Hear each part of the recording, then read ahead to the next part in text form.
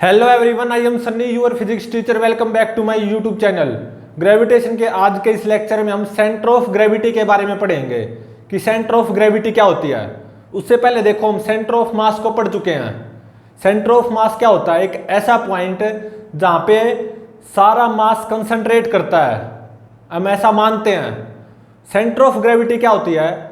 एक ऐसा पॉइंट जहाँ पे हम ऐसा मानते हैं कि सारा नेट ग्रेविटेशनल फोर्स एक्ट करता है या बॉडी का वेट एक्ट करता है सेंटर ऑफ ग्रेविटी पे। अगर कोई बॉडी यूनिफॉर्म ग्रेविटेशनल फील्ड में रखी हुई हो तो सेंटर ऑफ मास और सेंटर ऑफ ग्रेविटी दोनों सेम होंगे। लेकिन अगर कोई body non uniform gravitational field में रखी हुई हो तो centre of gravity centre of mass से अलग हो सकता है। तो आज का हमारा टॉपिक है centre of gravity. Centre of gravity क्या होती है?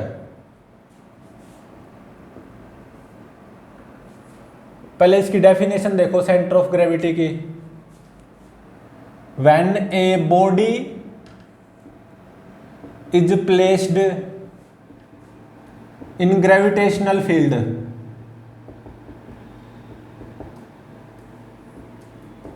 Then center of gravity is the point where net gravitational force act, जहां पे नेट ग्रेविटेशनल फोर्स एक्ट करता है, या मैं ऐसा भी बोल सकता हूं, और weight of the body act. तो मान लो कोई बॉडी ग्रेविटेशनल फील्ड में रखी हुई है तो सेंटर ऑफ ग्रेविटी क्या होगा? एक ऐसा पॉइंट जहां पे नेट ग्रेविटेशनल फोर्स एक्ट करेगा या उस बॉडी का वेट एक्ट करेगा। तो देखो, अगर मान लो कोई बॉडी यूनिफॉर्म ग्रेविटेशनल फील्ड में रखी हुई है तो सेंटर ऑफ मास और सेंटर ऑफ ग्रेविटी सेम होंगे। If body is placed in uniform gravitational field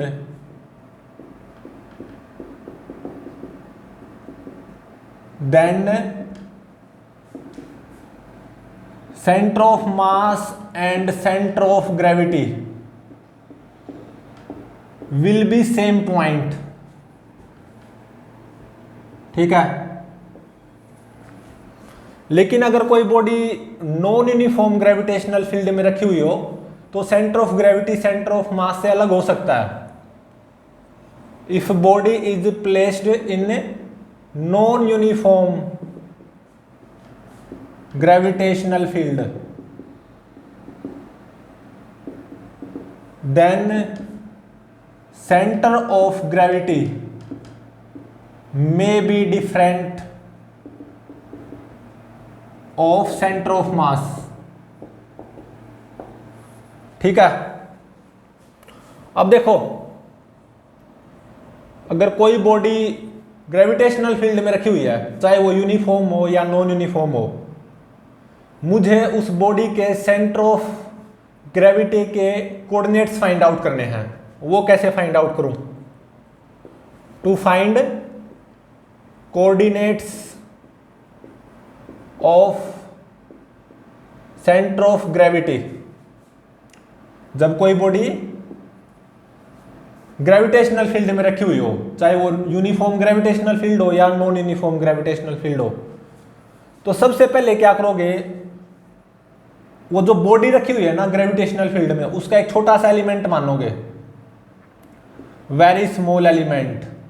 ठीक है। जिसका मास होगा dm। ठीक है।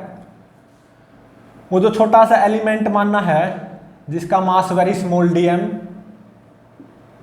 इस एलिमेंट के x कोऑर्डिनेट और y कोऑर्डिनेट फाइंड आउट कर लेना।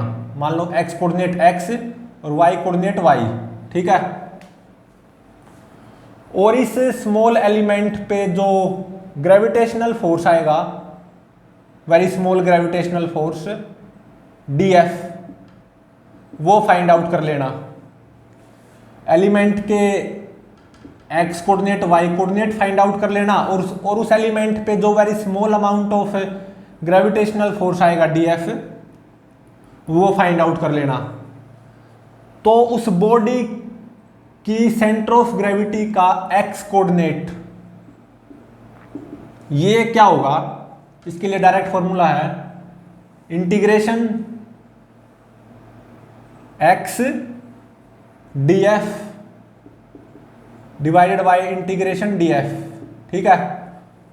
और उस बॉडी का सेंटर ऑफ ग्रेविटी का वाई कोऑर्डिनेट क्या होगा, integration Y DF divided by integration DF, ठीक है। अब जो हम न्यूमेरिकल करेंगे ना उसमें इस फॉर्मूले का यूज करेंगे, ठीक है। तो अब देखो फर्स्ट न्यूमेरिकल, एक uniform road uniform gravitational field में रखी हुई होगी और ये प्रूव करना है सेंटर ऑफ मास और सेंटर ऑफ ग्रेविटी सेम होंगे, ठीक है।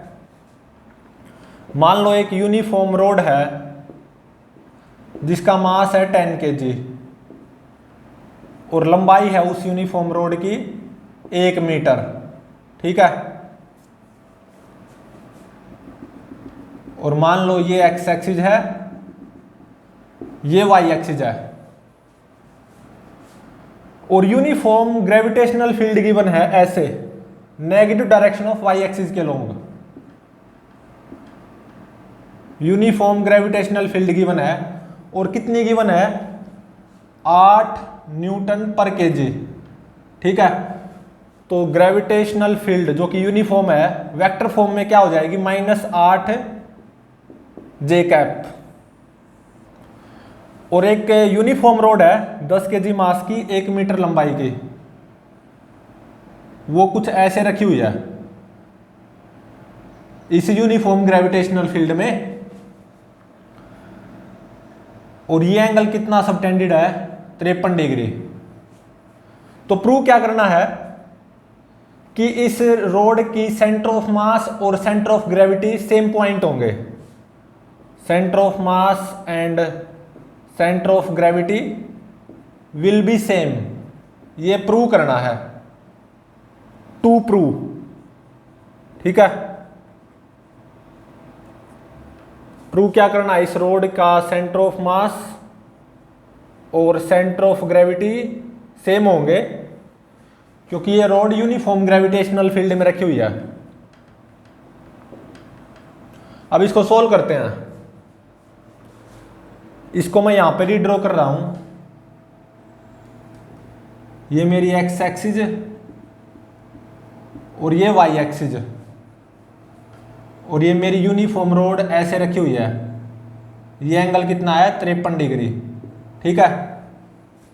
और यहाँ पे 53 डिग्री की राइट एंगल ट्रायंगल भी गिवन है। जब गिवन ना हो तो 53 डिग्री की राइट एंगल ट्रायंगल को ये मानना होगा आपको, यहाँ पे 4, यहाँ पे 3 और यहाँ पे 5, ठीक है। यूनिफॉर्म रोड इस यूनिफॉर्म ग्रेविटेशनल फील्ड में रखी हुई है। तो देखो सेंटर ऑफ मास तो ये होगा, सही बात है। यूनिफॉर्म रोड का सेंटर ऑफ मास कहां पे होगा, उस रोड के बिल्कुल मिडल में, बिल्कुल बीच में। तो देखो ये कितनी है पूरी 1 मीटर, तो ये कितनी होगी 1/2 मीटर। तो इस राइट एंगल ट्रायंगल का यूज करते हुए ये कितनी हो जाएगी 1/2 cos 53, मतलब इंटू में 3/5, तो ये होगी 0.3 मीटर। और ये क्या हो जाएगी 1/2 sin 53, मतलब 4/10 या 0.4 मीटर। तो देखो सेंटर ऑफ मास के कोऑर्डिनेट्स क्या है, 0.3, 0.4।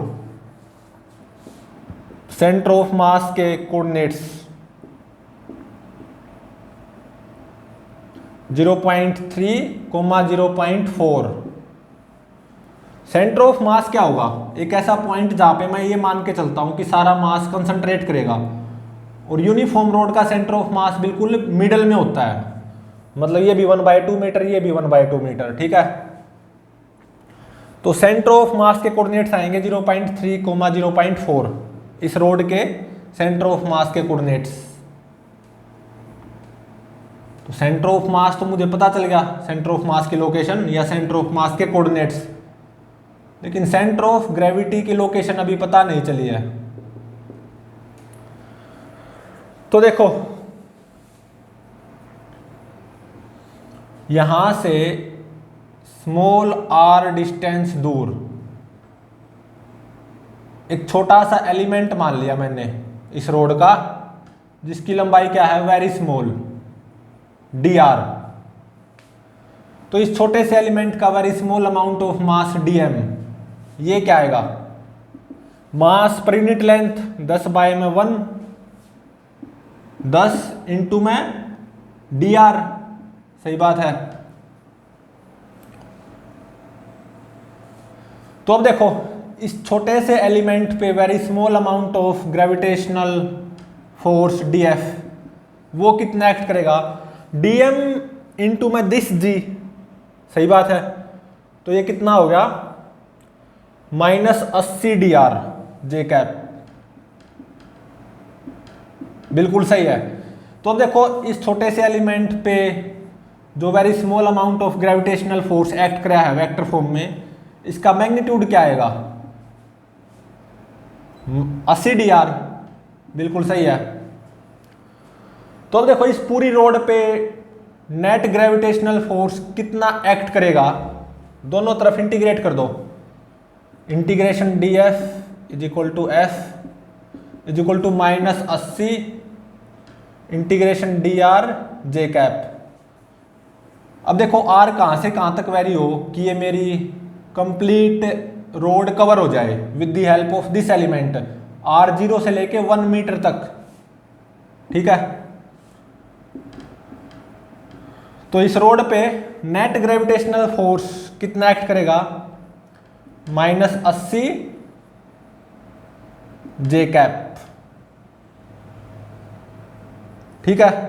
मतलब 80 newton net gravitational force act करेगा इस यूनिफॉर्म रोड पे, और negative direction of Y axis के लॉन्ग, और करना भी चाहिए क्योंकि जो यूनिफॉर्म ग्रेविटेशनल फील्ड है 8 न्यूटन पर केजी, उसकी डायरेक्शन क्या है, negative direction of Y axis के लॉन्ग, ठीक है।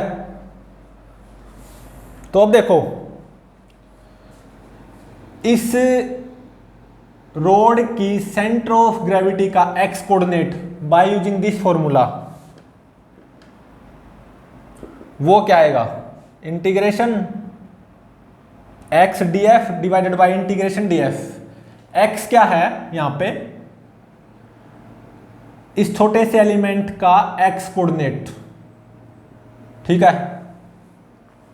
तो देखो ये r है और ये एंगल 53 डिग्री, तो इस राइट एंगल ट्रायंगल से ये कितना आ जाएगा, r cos 53, मतलब 3 स्मॉल r/5, और ये कितना आ जाएगा, r sin 53, मतलब 4r/5, बिल्कुल सही है। तो इस छोटे से एलिमेंट का x कोऑर्डिनेट कितना आया, 3r/5,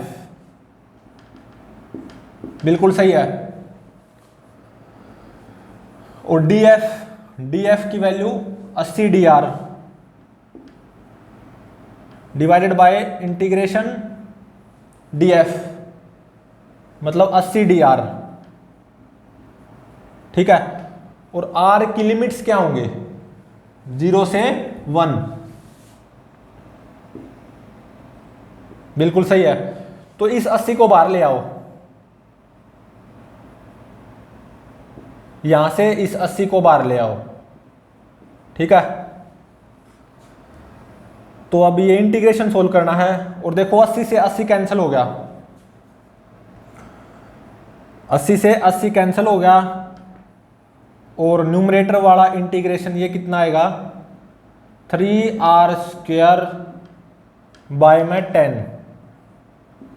lower limit 0 upper limit 1, और डिनोमिनेटर वाला इंटीग्रेशन को सोल्व करोगे तो ये 1 ही आएगा। तो ये देखो कितना आ गया, 3/10 आ गया, मतलब 0.3। देख सकते हो upper limit minus lower limit करोगे तो इसका मतलब इस रोड के सेंटर ऑफ ग्रेविटी का एक्स कोऑर्डिनेट तो पता चल गया 0.3। रोड की सेंटर ऑफ ग्रेविटी का X coordinate by using this formula XCOG, ये आ गया 0.3 या प्लस 0.3।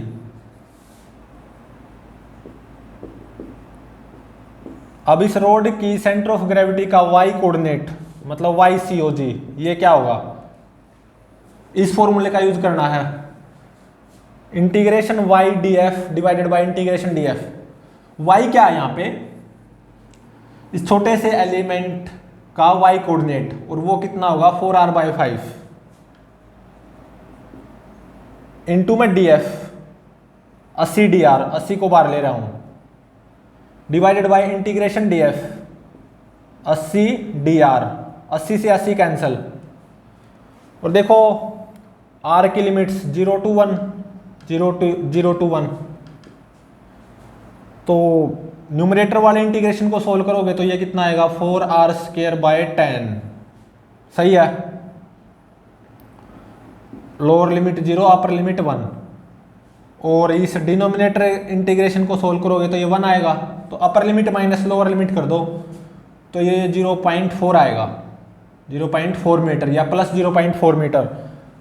तो इस रोड की सेंटर ऑफ ग्रेविटी का y कोऑर्डिनेट YCOG वो कितना आ गया 0.4 मीटर या प्लस 0.4 मीटर, ठीक है। तो अब देखो सेंटर ऑफ मास के कोऑर्डिनेट्स क्या है 0.3, 0.4, और सेंटर ऑफ ग्रेविटी के कोऑर्डिनेट्स क्या है 0.3, 0.4, 0.3, 0.4। तो देख सकते हो सेंटर ऑफ मास और सेंटर ऑफ ग्रेविटी इन दोनों के कोऑर्डिनेट सेम आए हैं। तो इसका मतलब है जब कोई भी बॉडी यूनिफॉर्म ग्रेविटेशनल फील्ड में रखी हुई हो तो सेंटर ऑफ मास और centre of gravity same point होंगे। तो जो रोड का मिडल है ना, बिल्कुल इसके कोऑर्डिनेट्स क्या है 0.3, 0.4, इस रोड का बिल्कुल मिडल है ये। यहाँ पे सारा मास कंसंट्रेट करेगा, मतलब ये सेंटर ऑफ मास होगा, और यहाँ पे सारा ग्रेविटेशनल फोर्स एक्ट भी करेगा, ऐसा मैं मान सकता हूँ। मतलब यही क्या होगा सेंटर ऑफ ग्रेविटी। और कितना ग्रेविटेशनल फोर्स एक्ट करेगा इस रोड पे 80 न्यूटन, माइनस जे कैप है ना, मतलब negative direction of Y axis के लॉन्ग 80 न्यूटन, ठीक है। तो यहां पे देख सकते हो सेंटर ऑफ मास और centre of gravity same point है। सेंटर ऑफ मास और सेंटर ऑफ ग्रेविटी सेम कब आएंगे जब कोई बॉडी यूनिफॉर्म ग्रेविटेशनल फील्ड में रखी हुई हो। अब मैं कौन सा न्यूमेरिकल करूंगा, अब मेरी जो ये रोड है ना ये नॉन यूनिफॉर्म ग्रेविटेशनल फील्ड में रखी हुई होगी, तो centre of gravity centre of mass से अलग आ सकता है, बिल्कुल आ सकता है।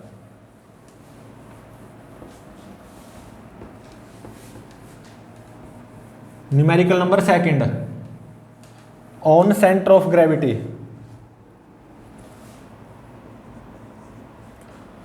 मान लो मेरे पास एक यूनिफॉर्म रोड है, अगेन वही रोड है जिसका मास कितना है 10 kg और लंबाई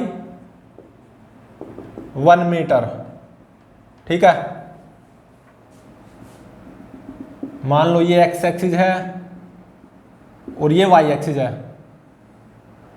ये रोड कुछ ऐसे रखी हुई है, ये एंगल कितना गिवन है 53 डिग्री, ठीक है। यूनिफॉर्म रोड है जिसका मास 10 kg और लंबाई 1 मीटर। यहां पे ये uniform road non uniform gravitational field में रखी हुई है, और ग्रेविटेशनल फील्ड नॉन यूनिफॉर्म है, और वो क्या गिवन है -y+2 जे कैप, ठीक है।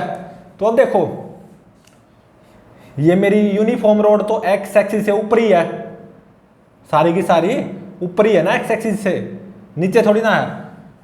तो वाई कोऑर्डिनेट तो 0 या 0 से ज्यादा होगा। तो इस रोड के लिए Y coordinate will be greater than और इक्वल टू 0। तो इस रोड की बात कर रहा हूं मैं केवल, इस रोड के लिए वाई कोऑर्डिनेट 0 या 0 से ज्यादा है जैसा कि दिखाई दे रहा है। तो इस रोड के लिए जो ग्रेविटेशनल फील्ड आएगी ना, ये देख सकते हो वाई कोऑर्डिनेट 0 या 0 से ज्यादा है, मतलब पॉजिटिव +2 पॉजिटिव आएगा, नेगेटिव इनटू में समथिंग पॉजिटिव नेगेटिव हो जाएगा। तो ग्रेविटेशनल फील्ड वो आएगी नेगेटिव जे कैप, ठीक है, मतलब -j कैप। इस रोड के लिए बात कर रहा हूं मैं, क्योंकि रोड तो एक्स एक्सिस से ऊपर है ना सारी की सारी। तो रोड के लिए वाई कोऑर्डिनेट 0 या 0 से ज्यादा है। तो जब वाई कोऑर्डिनेट 0 या 0 से ज्यादा होगा, यहां से देख सकते हो आप, ग्रेविटेशनल फील्ड नेगेटिव जे कैप में आएगी। और ये ग्रेविटेशनल फील्ड नॉन यूनिफॉर्म है, देख सकते हो वाई के ऊपर डिपेंड कर रही है ना, नॉन यूनिफॉर्म है, ठीक है। तो सेंटर ऑफ मास के कोऑर्डिनेट्स फाइंड आउट करो, सेंटर ऑफ ग्रेविटी के कोऑर्डिनेट्स फाइंड आउट करो। अब इसको सोल्व करते हैं। तो देखो यूनिफॉर्म रोड है, वन डायमेंशनल यूनिफॉर्म रोड है, तो सेंटर ऑफ मास बिल्कुल मिडल में आएगा। ये पूरी 1 मीटर है, तो ये कितनी हो जाएगी 1/2 मीटर। तो इस राइट एंगल ट्रायंगल से ये कितनी आ जाएगी 1/2 cos 53, मतलब 1/2 इंटू में 3/5, मतलब 3/10 या 0.3 मीटर। और ये कितनी आ जाएगी 1/2 sin 53, मतलब 0.4 मीटर। तो सेंटर ऑफ मास के कोऑर्डिनेट्स तो क्या आ गए इस रोड के 0.3, 0.4। सेंटर ऑफ मास तो इस रोड के बिल्कुल मिडल में आएगा ना, क्योंकि यूनिफॉर्म रोड है। तो सेंटर ऑफ मास के कोऑर्डिनेट्स तो मुझे पता चल गए 0.3, 0.4। अब देखो ये जो रोड है ना, इस नॉन यूनिफॉर्म ग्रेविटेशनल फील्ड में रखी हुई है,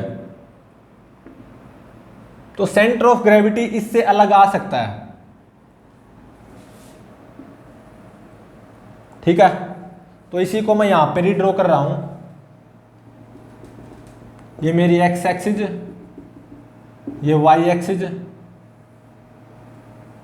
ये मेरी रोड 1 मीटर लंबी और 10 kg मास की यूनिफॉर्म रोड, और ये एंगल कितना 53 डिग्री, और ये इस नॉन यूनिफॉर्म ग्रेविटेशनल फील्ड में रखी हुई है। अब इसकी centre of gravity find out करेंगे। तो देखो यहां से r डिस्टेंस दूर इस रोड का मैंने एक छोटा सा एलिमेंट मान लिया जिसकी लंबाई क्या है वेरी स्मॉल dr।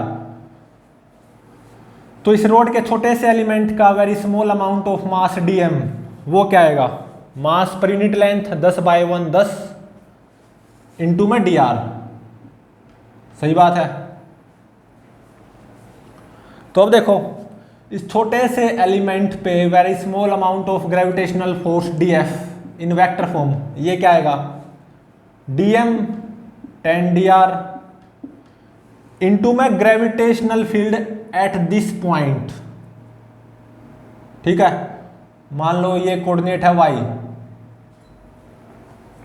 और ये r है, तो y किसके बराबर आएगा r sin 53 के बराबर, मतलब है 4r/5 के बराबर।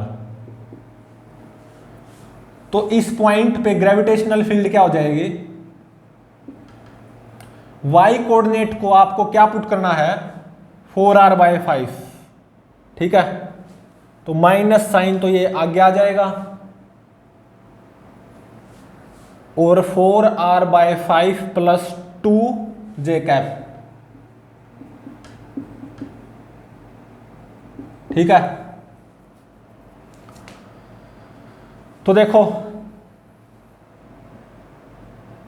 यहां से df कितना आ गया, इसको अच्छे से सोल्व करते हैं। -10 इंटू में 4r plus 10 divided by 5 dr j cap, ये आ गया। और 5 दूनी 10, तो df कितना आ गया, -2 इंटू में 4r plus 10 dr j cap. इस छोटे से एलिमेंट पे very small amount of gravitational force, ये आ गया वेक्टर फॉर्म में। तो इस छोटे से एलिमेंट पे जो ये very small amount of gravitational force आया है df वेक्टर फॉर्म में, इसका मैग्नीट्यूड कितना आएगा, 2 इंटू में 4r प्लस 10, सही बात है, ठीक है। और देखो मैं यहां पे दोनों तरफ इंटीग्रेट कर रहा हूं, integration df is equal to f। तो ये f क्या हो जाएगा, इस रोड पे नेट ग्रेविटेशनल फोर्स, और वो क्या हो जाएगा, -2 integration 4r plus 10 dr j cap. r की लिमिट्स 0 to 1, तो ग्रेविटेशनल फोर्स कितना आ गया, net gravitational force on this uniform rod which is placed in non uniform gravitational field, वो यहां से आ जाएगा -2 इंटीग्रेट कर दो बस अब, 4r स्क्वायर बाय 2 मतलब 2r square plus 10r 0 to 1 j cap.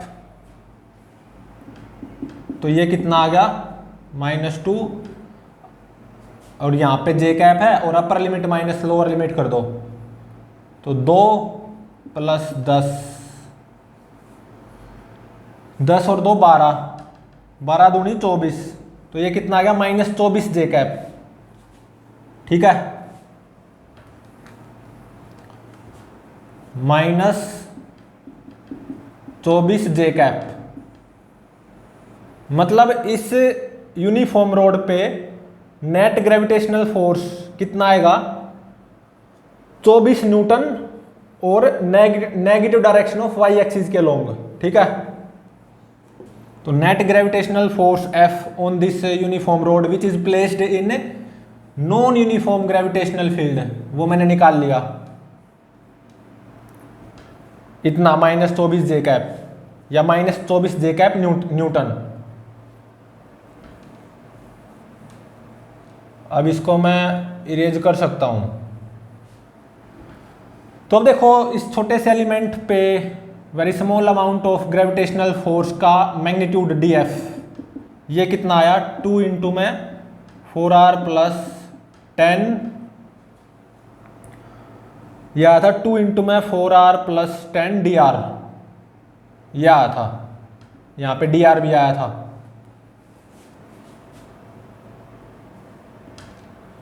और इस रोड पे net gravitational force in vector form ये आया है -24 j कैप न्यूटन, ठीक है।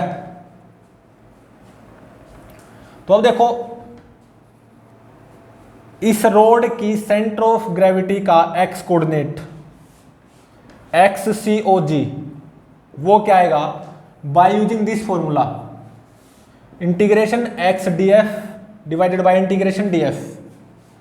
तो अब देखो इस छोटे से एलिमेंट का x कोऑर्डिनेट वो क्या आएगा, r cos 53 मतलब 3r बाय 5, तो 3r बाय 5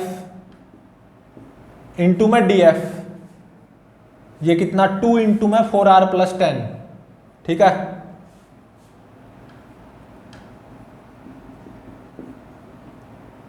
और यहां पे dr divided by integration df, 2 into में 4r प्लस 10 dr। तो देखो r की लिमिट्स क्या होंगी, 0 से 1, 0 से 1, 2 से 2 कैंसिल हो गया, और इस 3/5 को बाहर ले आओ। अब केवल इंटीग्रेशन को सोल्व करना बाकी है, तो 3/5 integration limits 0 to 1, 4r square plus 10r dr divided by integration 4r plus 10 dr। Limits 0 to 1। तो देखो XCOG ये कितना आ जाएगा 3/5, इंटीग्रेशन को सोल्व कर दो बस। 4r³/3 प्लस 10r²/2 मतलब 5r² हो जाएगा, डिवाइडेड बाय 4r²/2 मतलब 2r² plus 10r, limits 0 to 1। ठीक है, तो अब देखो upper limit minus lower limit कर दो न्यूमरेटर में, तो ये 4/3 हो जाएगा और प्लस 5। ठीक है, और यहां पे भी ऐसा ही हो जाएगा 2 + 10 मतलब 12। तो 5 × 15 + 4 19/3 डिवाइडेड बाय 12। ठीक है, 3 से 3 कैंसिल, तो 19/5 डिवाइडेड बाय 12, तो ये कितना हो गया 19/60। तो ये कितना आएगा, ये आएगा 0.3166। तो इसका मतलब इस रोड की सेंटर ऑफ ग्रेविटी का एक्स कोऑर्डिनेट मुझे पता चल गया, XCOG 0.3166।